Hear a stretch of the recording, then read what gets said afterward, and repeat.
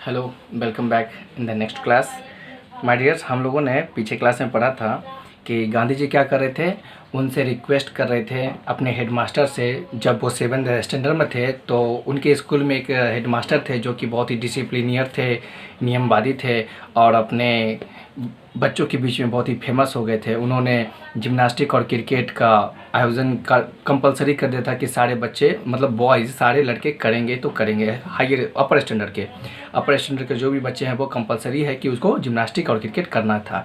लेकिन ये क्या थे, महात्मा गांधी जी हमेशा उससे बचना चाहते थे, उनसे हमेशा रिक्वेस्ट करते थे, लेकिन फिर भी उन्हें मतलब छुट्टी नहीं मिल पाता था।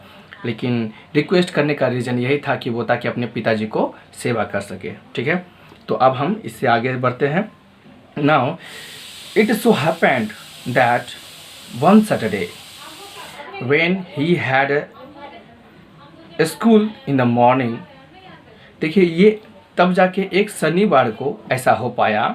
नाउ इट सो हैपेंड, तब ऐसा ही एक शनिवार को हुआ जब वो सुबह सुबह क्लास ले रहे थे, मतलब जिम्नास्टिक का क्लास ले रहे थे। Okay, I had to go from home to the school for gymnastic at 4 o'clock in the afternoon. देखिए, उन्होंने तो महात्मा गांधी क्या करते, बहुत रिक्वेस्ट करते कि सर प्लीज़ मुझे छुट्टी दे दीजिए, मतलब मेरा नाम काट दीजिए, मतलब मैं नहीं आऊँगा। लेकिन फिर भी वो माने नहीं। लेकिन क्या हुआ, उनको डर भी लग गया था कि भाई जाना ही पड़ेगा। तो इसीलिए वो क्या किए, एक दिन फाइनल डिसीजन ले कि भाई आज मुझे क्लास में जाना है, जिम्नास्टिक क्लास में, मैंने था सर मारेंगे, हेडमास्टर सर।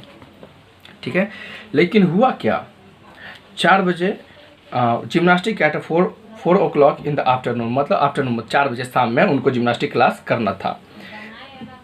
तो महात्मा गांधी जी कह रहे हैं I had no watch and the clouds deceived me. मेरे पास उस वक्त घड़ी नहीं था, जब मैं 7th स्टैंडर्ड में था तो मेरे पास घड़ी नहीं था और बादल इतना घिर गए थे कि मुझे लग रहा था कभी 4 बजा ही नहीं है। ठीक है, मतलब मुझे बादल भी धोखा दे दिया है, लग रहा था कभी 4 बजा ही नहीं है। Before I reached the school the boys had all left. मेरे मतलब स्कूल पहुंचने से पहले जब मैं स्कूल पहुंचा तो देखिए कि सारा बच्चा जा चुका था। जो बच्चे जिम्नास्टिक कर रहे थे वो सारा बच्चा क्या था, स्कूल से वो जा चुके थे। The next day mister Jimmy, अगले दिन मिस्टर जिमी जो हमारे हेड मास्टर थे, मतलब गांधी जी के जो हेड मास्टर थे, examine the roll found me marked absent. तो वो क्या करते, एक दिन वो खुद अटेंडेंस बना रहे थे जिम्नास्टिक क्लास में कि कौन कौन बच्चा इस जिम्नास्टिक क्लास में प्रेजेंट है या नहीं है। तो देखिए क्या, ये जो मोहनचंद करमदास गांधी जो थे ये क्या थे, एब्सेंट थे। इसका जो बहुत बहुत एब्सेंट हो रहा है। तो क्या किए, wing asked the reason for absence. तो उन्होंने महात्मा गांधी जी से एब्सेंट होने का रीजन पूछते हुए कहा, I told him what had happened. तुम वो जिम्मी क्या किए, महात्मा गांधी से उसका रीजन पूछा कि तुम अब अक्सर एब्सेंट क्यों हो रहे हो। तो उन्होंने अपना रीजन बताया, कल का रीजन, मतलब जो क्या हुआ था कि मेरे पास घड़ी तो नहीं है, उसके बाद बादल इतना छा गया था मुझे पता नहीं चला। तो उन्होंने ये सारी बातें उनको बता दी। He refuse to believe me and order me to pay fine of 1 or 2 अनाज। अनाज मतलब रुपया, मतलब अनाज होता था। अनाज एक तरह से आपको जिसको बोलते पहले जो है ना, गुरु दक्षिणा में जैसे कि कोई लोग चावल दे देते थे, गेहूँ दे देते थे, है ना। तो इस तरह अब पनिशमेंट में भी चावल गेहूँ अनाज आप देना पड़ता था। तो इसको गांधी जी जो अपना रीजन सुनाए तो टीचर क्या हुआ, हेडमास्टर क्या हुआ, बात को नहीं माने। फिर क्या हुआ, तो उन्हें फाइन कर दिए, गांधी जी को फाइन कर दिए कि तुम्हें टू कम बग गया, हाँ, फाइन ऑफ 1 or 2 अनाज आपको देना पड़ेगा। ठीक है, आपको दंड के रूप में देना पड़ेगा। देखिए, I was convicted of lying, मुझे झूठ बोलने का दोषी ठहराया गया। मतलब क्या, हेडमास्टर कह रहे थे कि तुम झूठ बोल रहे हो, है ना। हेडमास्टर कह रहे थे कि तुम झूठ बोल रहे हो महात्मा गांधी को, कि तुम झूठ बोल रहे हो। दैट डीपली पेन्ड मी।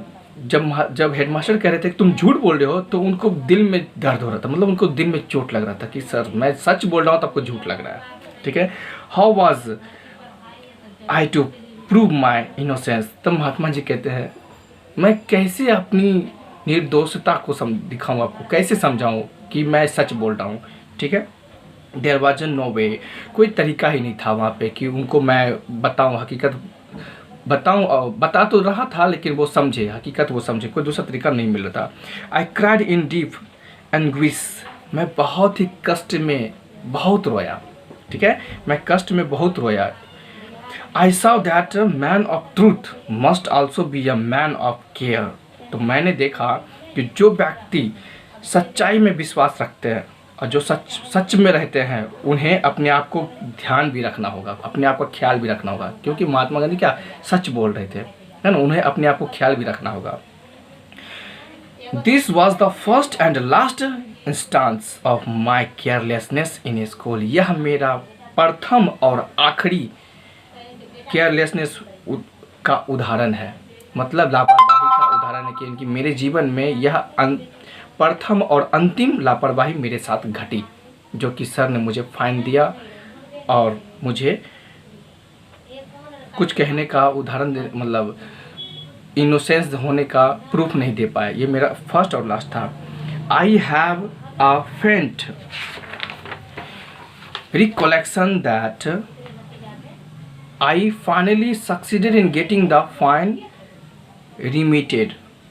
देखिए अब कहते हैं तीसरा पॉइंट, आपने दो इंसिडेंट अभी देखा, अब तीसरा पॉइंट कहते हैं शायद मुझे धुंधला मतलब मुझे हल्का हल्का याद आ रहा है, मुझे हल्का हल्का याद आ रहा है कि I finally succeeded in getting the fine remitted, मुझे हल्का हल्का याद आ रहा है कि मुझे जो फाइन देना था, मुझे जो दंड देना था, वो अब मुझे मेरा दंड वो मतलब उनको जो दंड था देना वो शायद माफ़ हो गया था, ठीक है। The exemption from exercise was of course obtained as my father wrote himself to the headmaster saying that he wanted me at home after school।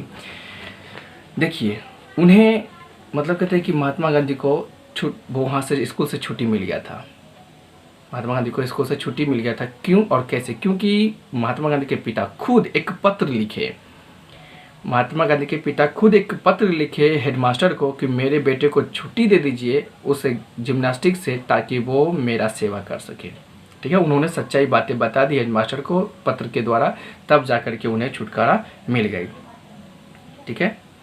That he wanted meet me at the after school, तब जाके वो school जैसे छुट्टी होता था तब वो आ जाते थे अपने घर पे अपने पिता से मिलने के लिए।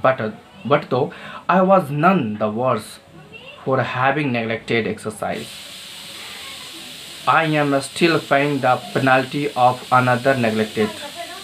I don't know whence I got the notion that good handwriting was not a necessary part of education। कहते हैं मतलब उनमें से neglected मतलब होता है नकार देना, ठीक है। But I was none the worse for having neglected exercise, तो कहते हैं कि ये मेरा बहुत ही बुरा था जो कि मैंने एक्सरसाइज को नेगलेक्ट किया। I am still paying the penalty of another neglected, मतलब जो मैंने दूसरा चीज़ को नेगलेक्ट किया था उसकी जुर्माना मैं अभी तक भर रहा हूँ।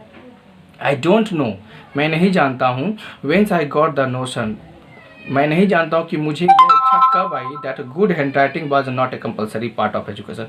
मैं नहीं जानता हूँ कि यह इच्छा कब आई कि गुड हैंड राइटिंग जो है लेखन की उतना इम्पोर्टेंट नहीं है, लिखने में उतना इम्पोर्टेंट नहीं है। देखिए बाबू, आपने दो इंसिडेंट पढ़ा था, तीसरा इंसिडेंट यह है कि आपका हैंड राइटिंग, यदि आप लोग का हैंड राइटिंग भी ठीक नहीं होगा ना तो आपका वैल्यू भी नहीं होगा, ठीक है। इस यहाँ पे कुछ पॉइंट दिया हुआ है वो हैंड राइटिंग से रिलेटेड है। महात्मा गांधी का हैंड राइटिंग बहुत ख़राब था, वो सोचते थे कि हो हैंड राइटिंग कोई मायने नहीं रखता है एजुकेशन में, लेकिन हैंड राइटिंग बहुत मायने रखता है, ठीक है। इसीलिए आप भी थोड़ा हैंड राइटिंग पर ध्यान दीजिए, ठीक है। I was ashamed of myself and repented of my neglected, मतलब मेरा हैंड राइटिंग देख करके बहुत सारे लोग मुझे रिजेक्ट कर देते थे, नेगलेक्ट कर देते थे, तो मुझे अभी भी पछतावा है मेरी बुरी हैंड राइटिंग के कारण की वजह से। I saw that bad handwriting should be regarded as a sign of an imperfect education। तो उन्होंने देखा कि जिस व्यक्ति का हैंडराइटिंग ख़राब है, जिस व्यक्ति का हैंडराइटिंग अच्छा नहीं है, उनको जो है ना दूसरा लोग देखता है ना तो इम्परफेक्ट के रूप में, मतलब परफेक्ट नहीं, बुरी नज़र से देखते कि ये आदमी अच्छा नहीं, मतलब इसका जब राइटिंग ही ख़राब है तो इसके पास एजुकेशन क्या होगा, है ना। तो इम्परफेक्ट एजुकेशन के रूप में देखा जाता था जिसका हैंडराइटिंग ख़राब होता था, इसीलिए गुड हैंडराइटिंग होना चाहिए। I tried later to improve mine, तब महात्मा गांधी कहते हैं मैंने अपने आप को बाद में इम्प्रूव करने का कोशिश किया but it was too late, परंतु वो बहुत देर हो चुका था, क्योंकि बचपन से जो बच्चे रिवीजन करते हैं, प्रैक्टिस करते हैं, अब वो बचपन में ना करके जवानी या बुढ़ापा में करे तो वो नहीं हो पाता है। ठीक है, नेक्स्ट है I could never repair the neglected of my youth, मतलब मैं अपनी जवानी को फिर से मैं रिपेयर नहीं कर सकता, मतलब फिर से मैं बचपन में नहीं जा सकता, मैं बच्चा नहीं हो सकता और मैं अपनी हैंड राइटिंग को ठीक नहीं कर सकता। Let every young man and women we want by my example, कहते हैं कि जितने भी युवा लड़का जैसे आप लोग हैं और कोई भी व्यक्ति इनकी कहानी को पढ़ते हैं, युवा लड़का हो या युवा लड़की हो, कोई भी हो, तो उनके इस घटना को देख करके सीखना चाहिए कि बैड राइटिंग कितना बुरा होता है और गुड राइटिंग कितना अच्छा होता है।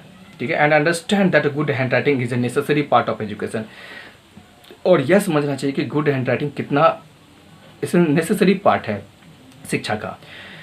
I am now of opinion that children should first be taught the art of drawing before learning how to write। देखिए, अब इसमें हम सबको सलाह दे रहे हैं महात्मा गांधी जी कि जब भी कोई बच्चा लिखने का प्रैक्टिस करे, लिखने का जब सीखे, तो उसको लिखने के लिए सीखने से पहले उन्हें कुछ ड्राइंग सीखना चाहिए, क्योंकि ड्राइंग करते करते ही लोग अच्छा हैंड राइटिंग कर पाता है। देखिएगा आपकी क्लास में बहुत से बच्चे ऐसे होंगे जिनका ड्राइंग अच्छा है ना, तो उसका हैंड राइटिंग भी अच्छा होता है। ठीक है, ये एडवाइस दे रहे हैं। Let the child learn this letter by observation as he does different objects such as flowers, birds, ETC. तो कहते हैं उन बच्चे को जो है ना इन लेटर से, इस पत्र को पढ़ने के बाद उन्हें यह समझना चाहिए कि विभिन्न प्रकार के फ्लावर्स को, बर्ड्स का भी वो ऑब्जेक्ट्स उद्देश्य को रखते हुए उन्हें कुछ सीखना चाहिए। And let him learn handwriting only after he has learn to draw object, और उसके बाद ही उन्हें गुड हैंड राइटिंग पे आना चाहिए कि कोई वस्तु को कैसे खींचना है, कैसे लिखना है, कैसे रंगना है, उसके बाद ही उन्हें हैंड राइटिंग पे आना चाहिए। He will then write a beautifully formed hand, तब जाके वो एक बहुत ही सुंदर सजीला गुड हैंड राइटिंग लिख सकते हैं। ठीक है, तो इसीलिए महात्मा गांधी ने आपको आई थिंक इस चैप्टर में बहुत शिक्षा दी है। मैं चाहता हूँ, महात्मा गांधी भी चाहते हैं कि आप कि जैसे सारे बच्चे इन सभी चीज़ों में एक्टिव रहें, सीखें, कभी झूठ नहीं बोलना है, कभी को चीटिंग नहीं करना है, कभी एक्सरसाइज ये सब चीज़ से दूर नहीं रहना है, टीचर को अनादर नहीं करना, डिसिप्लिनियर रहना है। ठीक है, गुड हैंड राइटिंग कितना इंपॉर्टेंट है हमारे जीवन के लिए, बैड राइटिंग बहुत कितना ख़राब है। यदि बैड राइटिंग है तो आप परफेक्ट नहीं है, इम्परफेक्ट पर्सन है। यदि गुड हैंड राइटिंग है तो परफेक्ट है। और गुड हैंड राइटिंग बनाना कैसे है, तो पहले आपको कुछ छोटे छोटे आर्टिकल बनाना, ड्राइंग बनाना, ड्राइंग बनाते बनाते आपका हाथ खुद बैठ जाएगा, तो इसीलिए आपका गुड हैंड राइटिंग हो जाएगा। थैंक यू माय डियर, ये आपका इस चैप्टर का खत्म हुआ। ठीक है, फिर हम मिलते हैं नेक्स्ट वीडियो के साथ, नेक्स्ट लेसन के साथ। Okay, see you, bye.